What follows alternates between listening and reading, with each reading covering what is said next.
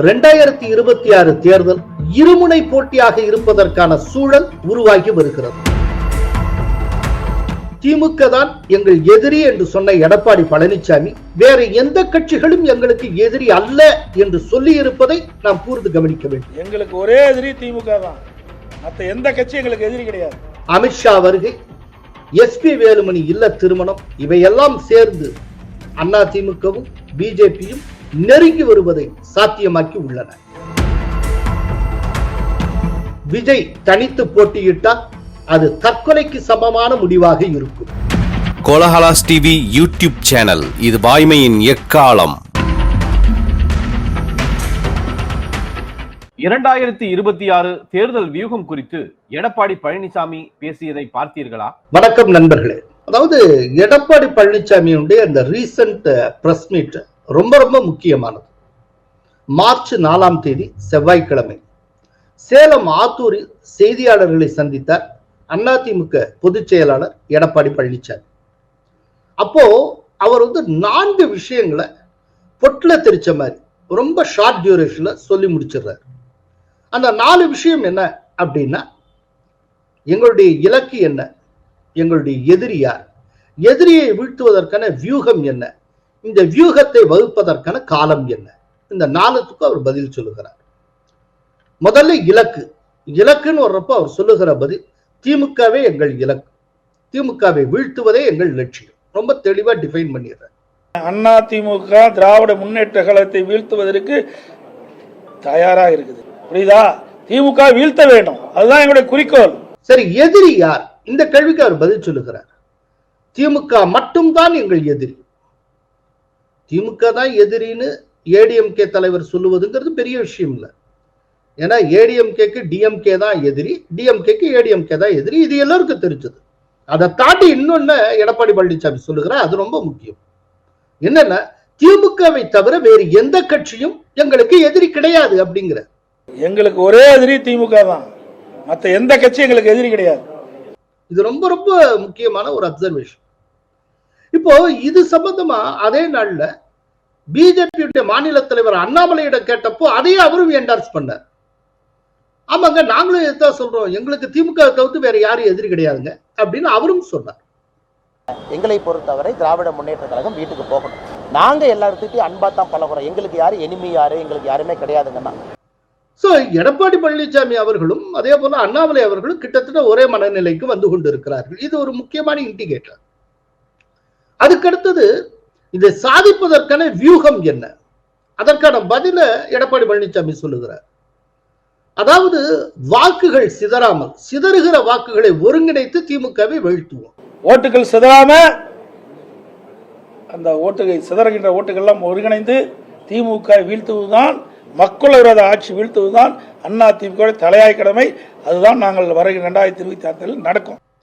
இது ரொம்ப முக்கியமான விஷயம். அதாவது எதிர்கட்சிகள் பிரிந்து இருக்கிற வரை திமுக ஜெயித்துக் கொண்டே இருக்கும். அப்போ திமுக எதிர்ப்பு சக்திகள் அத்தனையும் ஒன்றாக இணைந்து ஒரே கூட்டணியில் அமைந்து போட்டியிட வேண்டும். சோ பிரிந்து போகிற திமுக எதிர்ப்பு வாக்குகளை சிதறாமல் ஒருங்கிணைத்து விட்டால் திமுக தோற்பது உறுதி. இத ரொம்ப வெளிப்படையாக எடப்பாடி பழனிசாமி பாயிண்ட் அவுட் பண்ணியிருக்கிறார். சரி, இந்த கூட்டணியை எத்தனை காலத்துல அமைப்பாங்க? அதற்கு எடப்பாடி பழனிசாமி இந்த செய்தியாளரை பார்த்து சொல்லுகிறார், 6 மாசத்துக்கு பிறகு பாருங்க யார் எந்த பக்கம் இருக்கான்னு உங்களுக்கு தெரியும். இப்போ இன்னைக்குல இருந்து 6 மாசம்னா தேர்தலுக்கு கிட்டத்தட்ட 6 மாசத்துக்கு முன்னாலேன்னு அர்த்தம். யாரெல்லாம் அங்க இருக்கிறாங்க, யாரெல்லாம் இங்க இருக்கிறாங்க, எல்லாம் 6 மாசத்துக்கு முன்னால சொல்லப்படும். இது ஒன்றும் மறைச்சிட்டுலாம் செய்ய முடியாது, வெட்ட வெளிச்சமா செய்யப்படும், செயல்படுத்தப்படும். இதுல எந்த ஒரு மாற்று கருத்து கிடையாது. அப்படின்னா இந்த தடவை சட்டப்பேரவை தேர்தலுக்கு வெல் இன் அட்வான்ஸ் ஏடிஎம்கே தரப்புல ஒரு கூட்டணி அமைப்பது அப்படிங்கிற ஒரு முடிவுக்கு வந்துட்டாங்க. சோ டிஎம்கேக்கு எதிரான ஒரு மெகா கூட்டணி ஒன்று தேர்தலுக்கு ஒரு 6 மாதத்துக்கு முன்பாகவே அமைந்து விடும் அப்படிங்கிற ஒரு இண்டிகேஷன் நமக்கு கிடைத்திருக்கிறது. இதுல ரொம்ப முக்கியமா நாம் பார்க்கிறது, சிதறும் வாக்குகளை ஒருங்கிணைத்து திமுகவை வீழ்த்துவோம் அவர் சொல்லியிருக்கிறது. இப்ப விஜய் திமுக எதிர்ப்பு நிலைப்பாட்டில் இருக்கிறார். இப்ப அவர் தனியா போட்டியிட்டார்னா திமுக எதிர்ப்பு வாக்குகளில் அவர் ஒரு பிளவை ஏற்படுத்துவார். அது அல்டிமேட்டா திமுகவுக்கு சாதகமாக போய்விடும். இப்ப நான் என்ன நினைக்கிறேன்னா, இந்த விதமா எடப்பாடி சொல்லியிருக்கின்ற பொருள் அநேகமா விஜயையும் இந்த கூட்டணிக்குள் கொண்டு வருவார் போல தெரிகிறது. அதே போல நாம் தமிழர் கட்சியும், சீமானுடைய நாம் தமிழர் கட்சியையும் இந்த கூட்டணிக்குள் கொண்டு வருவதற்கு வாய்ப்பு இருக்கிறது. ரொம்ப ரீசெண்டா பெரியாருக்கு எதிராக தன் கருத்துக்களை சொல்லி சீமான் களமாடியது மூலம் பிஜேபிக்கும் சீமானுக்கும் இடையில் டு சம் எக்ஸ்டென்ட் ஒரு நெருக்கம் ஏற்பட்டு இருக்கிறது. எல்லா நிலையிலும் இல்லை, டு சம் எக்ஸ்டென்ட். குறிப்பா பெரியார் எதிர்ப்பு அப்படிங்கிற கோணத்துல பிஜேபிக்கும் சீமானுக்கு இடையில் ஒரு கருத்தொற்றுமை இருக்கிறது. தமிழை சனியன்னு சொன்ன பெரியார் எந்த மொழியில் எழுதினாரு? சனியன்ல தானே எழுதினீங்க. நீங்க என் மொழியவே இழிவாய அது ஒண்ணுமில்லைங்கிற போது அப்புறம் என்ன சமூக மாற்றம், அப்புறம் என்ன சீர்திருத்தம், அப்புறம் என்ன அரசியல் இருக்கு? ஆனால் அண்ணன் சீமான் அவர்கள் பெரியார் அவங்க பேசியிருக்காங்கன்னு சொன்னதை எந்த புத்தகத்தில் பெரியார் எழுதியிருக்காங்கிற எவிடன்ஸை நான் கொடுக்குறேன். இன்னொன்று நம்ம புரிந்து கொள்ளணும், ஒரு கூட்டணி என்பது எப்போதுமே கொள்கை கூட்டணி அல்ல. அது ஒரு எலக்டோரல் அரேஞ்ச்மெண்ட், தேர்தலுக்கான ஏற்பாடு. இப்போ அகில இந்திய அளவில் நிதிஷ்குமாருடன் பிஜேபி எத்தனையோ கால் நூற்றாண்டு காலத்துக்கு மேல கூட்டணி வைத்திருக்கிறது. நிதிஷ்குமார் ஒரு சோசியலிஸ்ட், பிஜேபி ஹிந்து நேஷனலிசம் பேசக்கூடிய கட்சி. இந்த ரெண்டுத்துக்கும் சித்தாந்த ரீதியில் சம்பந்தமே கிடையாது. எப்படி ஒருங்கிணைந்திருக்காங்க? அதே மாதிரி தான் கூட்டணி என்பது கொள்கை கூட்டணி அல்ல, அது ஒரு எலக்டோரல் அரேஞ்ச்மெண்ட், தேர்தலுக்கான ஏற்பாடு. இதுல எப்படி தேர்தலுக்கான ஏற்பாடு எப்படி நடக்கும்னா, ஒரு பொது எதிரியை தீர்மானித்து பொது எதிரியை வீழ்த்துவது ஒரே நோக்கம் கொண்ட கட்சிகள் ஒருங்கிணைந்து எதிர்கொள்ளும். இப்ப 2024 மக்களவை தேர்தலில் அத்தனை முரண்பட்ட கட்சிகளும் பிஜேபியை வீழ்த்துவதை மட்டுமே நோக்கமாக கொண்டு இண்டி கூட்டணின்னு ஒண்ணு ஃபார்ம் பண்ணாங்கல்ல, அது மாதிரி இங்க திமுக தான் பொது எதிரி. எனவே திமுக எதிர்ப்பு சக்திகள் அனைத்தையும் ஒரே கூட்டணிக்குள் கொண்டு வரக்கூடிய ஒரு முயற்சி நடந்து வருகிறது, நமக்கு வெளிப்படையாக தெரிகிறது. இதை டெக்னிக்கலா சொல்றது அப்படின்னா, பலமுனை போட்டி அப்படிங்கிறதுக்கு பதிலா இருமுனை போட்டியாக தமிழக தேர்தல் களம் மாறுவதற்கான வாய்ப்பு ஏற்பட்டு வருகிறது. பட் இதெல்லாம் கூட்டணியில எல்லாம் அமைஞ்சு ஃபைனலா தான் தெரிய வரும். ஆனா இப்போ எடப்பாடி கொடுத்திருக்கிற அந்த பிரஸ் மீட்ல இருந்து நமக்கு கிடைச்சிருக்கக்கூடிய இன்புட்ஸ், அதை வச்சு என்னுடைய யூகமாக இதை சொல்லுகிறேன். எடப்பாடி என்ன சொல்லியிருக்கிறாரோ அது போலவே எல்லாம் நடந்தால் அநேகமா வருகிற தேர்தலில் இருமுனை போட்டியை நாம் எதிர்பார்க்கலாம். அப்போ வாக்குகள் சிதறுவது தடுக்கப்படும். திமுக எதிர்ப்பு வாக்குகள் மொத்தமாக ஒரு கூட்டணிக்குள்ளேயே போகும். அப்படி மட்டும் ஒண்ணு நடந்தது அப்படின்னா திமுக தோற்பது உறுதி. கொஞ்சம் யோசிச்சு பாருங்க, ஒரே கூட்டணிக்குள்ள ஏடிஎம்கே, பிஜேபி, விஜய், சீமா இவங்க அத்தனை பேரும் வந்துட்டால் அப்பவே ஒரு பெர்செப்ஷன் டெவலப் ஆயிரும், இது ஜெயிக்கிற கூட்டணி அப்படின்னு. பொதுவா இந்திய தேர்தலில் ஜெயிக்கிற கட்சி, ஜெயிக்கிற கூட்டணி அப்படிங்கிற பெர்செப்ஷனுக்கு ரொம்ப முக்கியத்துவம் உண்டு. அது ஜெயிக்கிற கூட்டணி இல்லாட்டி ஜெயிக்கிற கட்சி அப்படின்னு மக்கள் சொல்ல ஆரம்பிச்சுட்டாலே அந்த கூட்டணி ஜெயிச்சிடும், அந்த கட்சி ஜெயிச்சிடும். அப்படின்னா இப்ப இன்னொன்னு இருக்கு, இத்தனை கட்சிகளும் உள்ள ஒரு கூட்டணிக்குள்ள கொண்டு வரணும்னா ஏடிஎம்கே நிறைய தொகுதிகளை விட்டு கொடுக்க தயாராக இருக்க வேண்டும். நிச்சயமா அப்படி தயாரா இருக்கும் நான் நம்புறேன். ஏன்னா அப்படி இருந்தால் மட்டும்தான் சிதறுகிற வாக்குகளை ஒருங்கிணைத்து திமுகவை வீழ்த்துவோங்கிற வார்த்தையை, அந்த வரிய எடப்பாடி பழனிசாமி சொல்லி இருக்க முடியும். இப்ப 2011 கலைஞர் வெறும் 119 சீட்ல மட்டும்தானே போட்டியிட்டார். அதே போல இந்த தடவை அதிமுக தான் போட்டியிடுகிற தொகுதிகளை குறைத்துக் கொள்ளும் அப்படின்னு நான் நினைக்கிறேன். எப்பாடுபட்டாவது டிஎம்கேயை வீழ்த்துவது அப்படிங்கிறது. இன்னொன்று ரொம்ப முக்கியம், எடப்பாடி பழனிசாமி அவர்களுக்கு 70 வயதுக்கு மேலாகி அப்படிங்கிறப்போ இந்த தேர்தல் அவருக்கு வாழ்வா சாவா அப்படிங்கிற ஒரு தேர்தல். இதுல வெற்றி பெற்றே ஆக வேண்டும் என்கிற நிர்பந்தம் அவருக்கு இருக்கிறது. பிஜேபியை பொறுத்தளவுல கூட கவலை கிடையாது. பிஜேபி ஒரு தேசிய கட்சி, தமிழ்நாட்டுல இல்லைன்னா அது ஷைன் பண்றதுக்கு எத்தனையோ மாநிலங்கள் இருக்கு. இங்க விட்டதை அவங்க தெலுங்கானால பிடிப்பாங்க, தெலுங்கானால விட்டதை கர்நாடகத்துல பிடிப்பாங்க, அதுல விட்டதை மகாராஷ்டிரால பிடிப்பாங்க, இல்ல டெல்லியில பிடிச்சுப்பாங்க. அதாவது பிஜேபிக்கு ஆப்ஷன்ஸ் நிறைய, ஏன்னா அது மிகப்பெரிய தேசிய கட்சி. ஆனால் அதிமுக பொறுத்தளவுல அதோடைய பரப்பே தமிழகம் மட்டும்தான். தமிழகத்துக்கு வெளியில வேணா பாண்டிச்சேரி சொல்லலாம், அவ்வளவுதான், வேற எங்கேயுமே கிடையாது. அப்படின்னா ஏடிஎம்கே சாதிச்சாங்கன்னா இந்த தேர்தலில் சாதித்தே ஆக வேண்டும். சோ இது எடப்பாடி பழனிசாமியை பொறுத்தளவு டூ ஆர் டை பேட்டில்.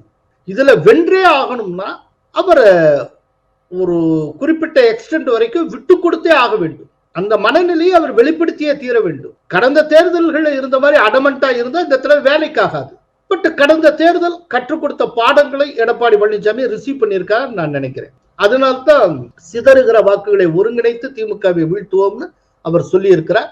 இன்னொன்னு, எங்களுக்கு டிஎம்கே தவிர்த்து வேற எதிர்கட்சியே கிடையாதுன்னு அவர் சொல்லி இருக்கிறார். இது வரவேற்கத்தக்கது. இன்னொன்னு, என்ன டோன்ல எடப்பாடி பழனிசாமி சொன்னாரோ அதே டோன்ல திரும்பவும் அண்ணாமலையும் ரிப்பீட் பண்ணி இருக்கிறார். அப்படின்னா இது பிஜேபிக்கும் ஏடிஎம்கேக்கு இடையில் ஒரு கருத்தளவில் மனதளவில் சில ஒற்றுமை நிலவ தொடங்கி இருக்கிறது, ஒற்றுமை அரும்ப தொடங்கி இருக்கிறது அப்படின்னு நாம் புரிந்து கொள்ளலாம். இதெல்லாம் அரும்புவதற்கு முன்னால் இதை சாத்தியப்படுத்துவதற்கான சில நிகழ்வுகள் அண்மையில நடந்தன, எல்லாருமே பார்த்திருப்பீங்க. ஒன்னு, ஈஷா யோகா மையத்துல அமித்ஷாவும் எஸ்பி வேலுமணியும் பங்கேற்றார்கள். அங்க தனியாக அமித்ஷாவும் எஸ்பி வேலுமணியும் சந்தித்து பேசி சில கருத்துக்களை பரிமாறிக்கொண்டதாக நாம் கேள்விப்படுகிறோம். அது ஒண்ணு. இரண்டாவது, எஸ்பி வேலுமணியுடைய இல்ல திருமணத்துக்கு பிஜேபி தலைவர்கள் அத்தனை பேருமே சென்றிருந்தார்கள், இன்க்ளூடிங் அண்ணாமலை. ரொம்ப ஒரு கார்டியலா நடந்த ஒரு சந்திப்பு. அத்தனை பேர் எழுந்து நின்று அண்ணாமலையை வரவேற்றார்கள். ஒரு ரொம்ப சுமூகமான சந்திப்பாக அது அமைந்தது. இதெல்லாம் சேர்ந்து சில விஷயங்களை நமக்கு இண்டிகேட் செய்தன. அநேகமா அதிமுகவும் பிஜேபியும் நெருங்கி வருகிறது, வரும் போல் இருக்கிறது அப்படிங்கிற ஒரு தோற்றத்தை நமக்கு கொடுத்தன. கிட்டத்தட்ட அதை உறுதி செய்வது போல கடந்த 4ஆம் தேதி எடப்பாடி பழனிசாமி பேசியிருக்கிறார். அவர் ஏடிஎம்கேட பிஜேபி நெருங்கி வருகிறது அப்படிங்கறத மட்டும் இண்டிகேட் பண்ணாமல் இது தவிர்த்து இன்னும் பல கட்சிகளும் உள்ளே வரும் அப்படிங்கறத இண்டிகேட் பண்ணுகிற விதமாக பேசியிருக்கிறார். சோ இப்ப வருகிற தேர்தலில் பலமுனை போட்டி இல்லாமல் இருமுனை போட்டியாக இருப்பதற்கு சாத்தியங்கள் அதிகமாகி கொண்டிருக்கின்றன. இதுதான் எடப்பாடி பழனிசாமி அந்த பிரஸ் மீட்ல இருந்து நமக்கு கிடைக்கக்கூடிய முக்கியமான மெசேஜ். விஜய் அதிமுக கூட்டணி சாத்தியமில்லை என பிரசாந்த் கிஷோர் கூறியிருக்கிறார். அந்த பேட்டியை நீங்க ஃபுல்லா பாத்தீங்களா இல்லையான்னு எனக்கு தெரியாது. அதுல பிரசாந்த் கிஷோர் அந்த மாதிரி எதுவும் இண்டிகேட் பண்ணல. ஆக்சுவலா அவர் என்ன சொல்லியிருந்தாருன்னா, விஜயுடைய ஒரே நோக்கம் கட்சியை பலப்படுத்துறது, தனித்து நின்று வெல்லக்கூடிய அளவுக்கு கட்சியை பலப்படுத்துறது. அவர் இப்ப நடிச்சிட்டு இருக்க இந்த படத்தை முடிச்சிட்டாருன்னா முழுக்க முழுக்க களத்துல இறங்கி வேலை பார்ப்பார், மக்களை சந்திப்பார். ஸோ ரொம்ப தீவிரமா நாங்க ஒர்க் பண்ண போறோம். இப்படி ஒர்க் பண்றப்பவே என்ன அநேகமா பிரசாந்த் கிஷோர் சர்வே எல்லாம் கண்டக்ட் பண்ணுவார், என்ன சப்போர்ட் பேஸ் இருக்கு எல்லாம் தெரிய வரும். இதை ஒட்டி அநேகமா ஒரு டிசம்பர் எண்டு வாக்குல கூட்டணிக்கு போகணுமா இல்லையாங்கிறத நாங்க அசஸ் பண்ணுவோம்னு அவர் சொல்லி இருக்கிறார். விஜய் தமிழ்நாட்டில் அடுத்த 6-8 மாசத்துக்கு தீவிரமா களமாடுவார். அப்புறம் பப்ளிக்கா அறிவிப்போம் தனித்து போட்டியா இல்ல யாரோட கூட்டணி வைக்க போறோம்னு. ஆனா இப்போதைக்கு தனித்து போட்டிங்கிறது தான் நிலைப்பாடு. இது தற்போதைய நிலைதானா இல்ல தேர்தலுக்கு முன்னாடி மாறுமா? அது தெரியல. நிலைமை மாறினா அந்த முடிவை அதை நாங்க அடுத்த ஜனவரி பிப்ரவரியில எடுப்போம். விஜய் எவ்வளவு களமாடினாலும் ஒரு விஷயத்தை நினைவுல வச்சுக்கணும், விஜய் எம்ஜிஆர் கிடையாது. எம்ஜிஆர் ஒருத்தர் தான் தனியா கட்சி ஆரம்பிச்சார், தன்னுடைய தலைமையில தனியாக ஒரு கூட்டணி அமைத்தார், தொடர்ந்து வெற்றி வீரராக இருந்தார். எல்லா நடிகர்களும் எம்ஜிஆர் கிடையாது. விஜய் எவ்வளவு தீவிரமாக முயற்சி செய்தாலும் அநேகமா விஜயகாந்த் என்ன தொட்டாரோ அந்த எல்லையைத்தான் அவர் தொடுவார்னு நான் நினைக்கிறேன். விஜயகாந்த் 2006 கட்சி ஆரம்பிச்ச புதுசுல சட்டப்பேரவை தேர்தலில் 8.5% வாக்குகளையும் 2009 மக்களவை தேர்தலில் 10.5% வாக்குகளையும் பெற்றார். அநேகமா ஒரு 8%, 7% இந்த ரேஞ்சில தான் விஜய் பெற முடியும் அப்படின்னு நான் நினைக்கிறேன். இந்த பர்சன்டேஜை வச்சுட்டு ஒரு தொகுதி கூட ஜெயிக்க முடியாது. வேணா பர்சன்டேஜை காட்டலாம். இப்ப சீமானு கிட்டத்தட்ட 7-8% தான் வாங்குகிறார், ஆனா எதுவுமே ஜெயிப்பதில்லை. விஜய் தொடக்கத்திலேயே ஒண்ணுமே ஜெயிக்காமல் வெறும் சிங்கிள் டிஜிட்ல அவர் பர்சன்டேஜ் வாங்கினார்னா அதுக்கப்புறம் அவருடைய எதிர்காலம், அதாவது அவருடைய அரசியல் எதிர்காலம் காணாமல் போயிடும். ஏதாவது ஜெயிச்சு அவர் சட்டப்பேரவைக்குள்ள போகணும். அப்படி போனா மட்டும்தான் அவர் சர்வை பண்ண முடியும், அடுத்தடுத்து போக முடியும். இன்னொன்று, பிரசாந்த் கிஷோர் உள்பட விஜய் உள்பட யாருக்குமே விஜய்க்கு உண்மையிலேயே களத்தில் என்ன ஆதரவு இருக்கிறதுங்கிறது யாருக்கும் தெரியாது. விஜய்க்கே தெரியாது, பிரசாந்த் கிஷோருக்கே தெரியாது. தேர்தல் முடிஞ்சு ரிசல்ட் வந்தா தான் தெரியும். இப்ப இதுக்கு முன்னால உங்களுக்கு நல்ல உதாரணம் சொல்லலாம். ஆர்கே நகர் தேர்தலில் ஒரு இடைத்தேர்தலில் ஜெயிச்சதை வச்சுக்கிட்டு தமிழக அரசியலின் விடிவெள்ளியே தான் அப்படிங்கிற மாதிரி டிடிவி தினகரன் என்ன பில்டப் கொடுத்துட்டு இருந்தா எல்லாருக்கும் தெரியும். ஆனால் 2021 சட்டப்பேரவை தேர்தலில் அவர் சாயம் வெளுத்தது. அவர் உண்மையான சப்போர்ட் பேஸ் என்னன்னு தெரிஞ்சது. 165 சட்டப்பேரவை தொகுதிகளில் போட்டியிட்டு அவர் பெற்றது 2.3%. அவ்வளவுதான் அவருடைய ஹைட். இன்னைக்கு டிடிவி தினகரனுடைய உயரம் என்னன்னு தெரிஞ்சு போச்சு. அதே போல எலெக்ஷன் ரிசல்ட் வர்ற வரைக்கும் தான் ஏறி பாட முடியும். ரிசல்ட் வேற விதமா ஏடா கூடமா வந்ததுன்னா அதுக்கப்புறம் விஜய் தலைகளா கூட மேல வர முடியாது. அப்படின்னா எடுத்த எடுப்புலயே விஜய் ஜெயிக்கிற வேலையை பார்க்கணும். தனக்கு களத்துல எவ்வளவு சதவீத வாக்குகள் கிடைக்கும்னே தெரியாத ஒருவர் எடுத்த எடுப்புல வெற்றி கடவுளை மிதக்க முடியாது. அப்படின்னா அவருக்கு இருக்கிற ஒரே ஆப்ஷன் வெற்றிகரமான கூட்டணிக்குள் தன்னை இணைத்துக் கொள்ளுவது. அப்படி ஒருவேளை இணைத்துக் கொள்ளாமல் வெளியிலேயே இருப்பது அப்படிங்கிற ஒரு முடிவை விஜய் எடுத்தால் அது தற்கொலைக்கு சமமான முடிவாக இருக்கும். அநேகமா அந்த ரிஸ்க விஜய் எடுக்க மாட்டார், பிரசாந்த் கிஷோர் எடுக்க விடமாட்டார் அப்படின்னு நான் நினைக்கிறேன். அதனால கொஞ்சம் லேட் ஆனாலும் அவர் டிஎம்கே எதிர்க்கக்கூடிய அந்த மெகா கூட்டணிக்குள் தன்னை இணைத்துக் கொள்வார் அப்படின்னு தான் நான் எதிர்பார்க்கிறேன். ஒருவேளை விஜய் தனித்து நிற்பது என முடிவெடுத்தால் களம் என்னவாகும்? களத்துல ஒரு மிகப்பெரிய மாற்றம் இருக்காது. திமுக எதிர்ப்பு வாக்குகள்ல சிறிதளவு விஜயை நோக்கி நகரும். ஆனால் அதை காம்பன்சேட் பண்றதுக்கு சீமானை இந்த மெகா கூட்டணிக்குள்ள கொண்டு வந்துட்டாங்க அப்படின்னா விஜய் ரொம்ப இம்மெட்டீரியல் ஆகி விடுவார். விஜய்னால எந்த பாதிப்புமே இருக்காது. இன்னொன்னு, நம்ம விஜய பொருட்படுத்தி பேசுறதுக்கு உண்டான ஒரு காரணம் விஜய்க்கான சப்போர்ட் பேஸ் என்னன்னு நமக்கு தெரியாது. அவருடைய பிரபலத்தை மனதில் வச்சுக்கிட்டு நாம முழம் போட்டுக்கிட்டு இருக்கோம். அவர் டிடிவி தினகரன் மாதிரி ஒரு பிக் ஜீரோவா கூட இருக்கலாம், என்னன்னு தெரியாது. ரிசல்ட் வந்தா தான் நமக்கு தெரியும். அவருடைய பிரபலம் இதெல்லாம் பார்த்துட்டு அவருக்கு ஏதோ சப்போர்ட் பேஸ் இருக்கும் போல இருக்கு அப்படிங்கிற ஒரு யூகத்தை மனதில் கொண்டு இன்னும் நம்ம பேசிக்கிட்டே இருக்கோம். இவர் தனியா நின்றான்னா தேர்தலுக்கு பிறகு விஜய் எக்ஸ்போஸ் ஆகி விடுவார்.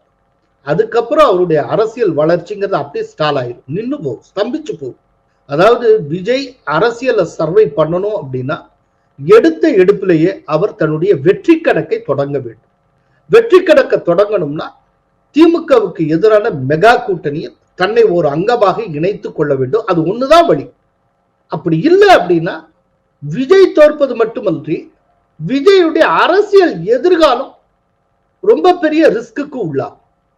அதுக்கப்புறம் அவர் மீள்றது ரொம்ப கடினமாகிடும். அவரை பற்றின எதிர்பார்ப்புல புஸ்வானம் ஆயிரும். இவ்வளவுதானா, என்னவோ பெருசா பில்டப் கொடுத்தாங்க அப்படின்ட்டு அப்படியே கமெண்ட் அடிச்சுட்டு போயிடுவான், அவ்வளவுதான். இப்ப இதுல என்னுடைய நெருங்கின நண்பர் பத்திரிகையாளர் மணி அவர்கள் ஒரு வீடியோல சொல்லியிருந்தார், நான் பார்த்தேன். அதுல அவர் என்ன சொல்லியிருக்கிறார் அப்படின்னா, கடந்த தேர்தலில் திமுக காசு வாங்கிட்டு பிரசாந்த் கிஷோர் வேலை பார்த்தார், இப்போ விஜய்க்காக வேலை பார்க்கிறார். ஆனால் திமுகவுடைய அழுத்தம் பிரசாந்த் கிஷோர் மேல இருக்கும்னு எனக்கு தோணுது. காரணம், திமுக எதிர்ப்பு வாக்குகளை விஜயை வைத்து பிரிக்கின்ற வேலையை பிரசாந்த் கிஷோர் செய்கிறாரோ என்று எனக்கு தோன்றுகிறது அப்படின்னு சொல்லி பிரசாந்த் கிஷோர் செயல்பாட்டின் மீது தன்னுடைய சந்தேகத்தை மணி பதிவு செய்திருந்தார். தாவேகா அதிமுகவுடன் கூட்டணி வைக்காது என்று சொல்வதற்கு முதலில் பிரசாந்த் கிஷோர் யார்? அதான் சொன்ன 21 நேரடியாக வேலை செஞ்சார். 250 கோடி வாங்கிட்டு அதிகாரப்பூர்வமாக வாங்கிட்டு திமுக நேரடியாக வேலை செஞ்சார் ஒரு வருஷம். 26 கரெக்டாக இன்னும் ஒரு வருஷம் இருக்கு. இப்போ மறைமுகமாக வேலை செஞ்சிருக்காரு, திமுக வேலை செய்ய ஆரம்பிச்சிருக்காரு பிரசாந்த் கிஷோர். இதுக்கு எவ்வளவு கோடி வாங்கினார்ன்றது அவருக்கு தான் தெரியும், திமுக தெரியும். நான் இப்படித்தான் இதை பார்க்கிறேன். அந்த பேஸ்லெஸ் அப்படின்னு நான் சொல்ல மாட்டேன், அவ்விதமாக யோசிப்பதற்கும் இடம் உண்டு. பட் எதுவாயினும் தனித்து நிற்பது அப்படிங்கிற ஒரு முடிவை கடைசியா விஜய் எடுத்தால் அது தற்கொலைக்கு சமமான முடிவு. அதோடு அவருடைய அரசியல் வாழ்க்கை முடிவுக்கு வந்து. நன்றி, வணக்கம். கோலஹலாஸ் டிவி யூடியூப் சேனல், இது வாய்மையின் எக்காலம்.